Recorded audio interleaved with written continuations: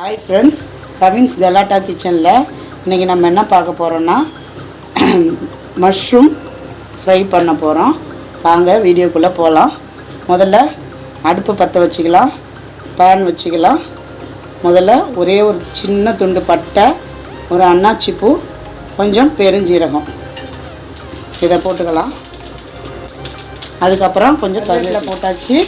இப்போ சும்மா ஒரு வெங்காயம், பெரிய வெங்காயம், சின்ன வெங்காயம் சின்ன சைஸாக பார்த்து கட் பண்ணி எடுத்துக்கோங்க. அதை போட்டாச்சு.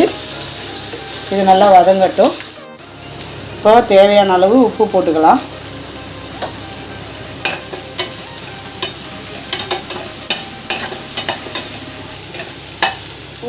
இஞ்சி பூண்டு பேஸ்ட் போட்டுக்கலாம்.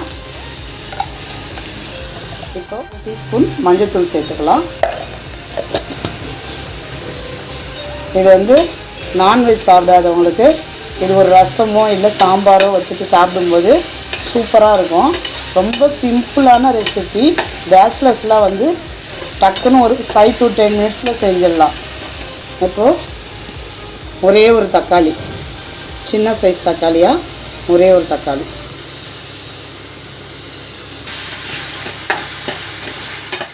பாருங்கள், நல்லா மஷ்ரூம் நல்லா ஃப்ரெஷ்ஷாக ஒயிட்டாக இருக்கிறதா பார்த்து வாங்கிட்டு வரணும். எக்ஸ்பிரி டேட் பார்த்து வாங்குங்க. அதே மாதிரி நல்லா வாஷ் பண்ணணும். மண் இருக்கும்.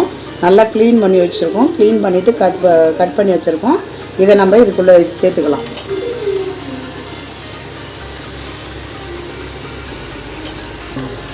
இது நல்ல ப்ரோட்டீன் இருக்குது இதில்.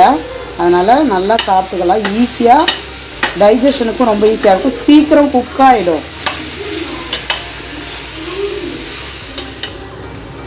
ஒரு ஸ்பூன் சில்லி பவுடர் சேர்த்துக்கலாம். அவ்வளோதான். கொஞ்சமாக தண்ணி தெளித்து ஒரு 5 மினிட்ஸ் மூடி வச்சா நம்மளுக்கு அதிலே பாருங்கள். இப்போயே மஷ்ரூம் நிறைய தண்ணி விடும். தண்ணி ஆல்ரெடி கொஞ்சம் வந்துடுச்சு. கொஞ்சம் நேரத்தில் குக் ஆகிடும். கொஞ்சமாக தண்ணி தெளிக்க போகிறோம். கொஞ்சமாக சும்மா அது தெளித்து விட்ற தண்ணி தான்.